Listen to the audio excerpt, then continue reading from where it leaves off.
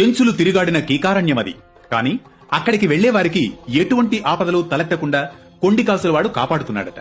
అంతేకాదు, చెంచుల కోన ఎలా పెంచల కోనైందో అది కృతయుగం.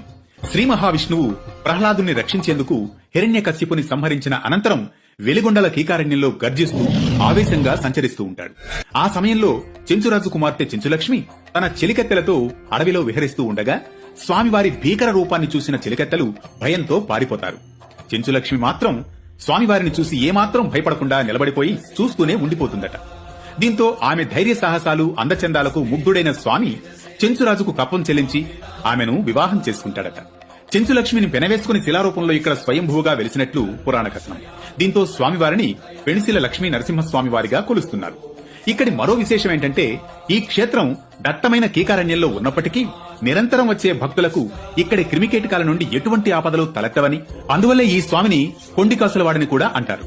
ఈ పెంచలకోన ఆలయం ఆంధ్రప్రదేశ్ రాష్ట్రంలోని నెల్లూరు నగరం నుంచి సుమారుగా 75 కిలోమీటర్ల దూరంలో దివ్యంగా విరాజిల్లుతోంది. ఈ క్షేత్రం నిత్యం భక్తుల రాకపోకలతో శోభాయమానంగా వెలుగొందుతోంది.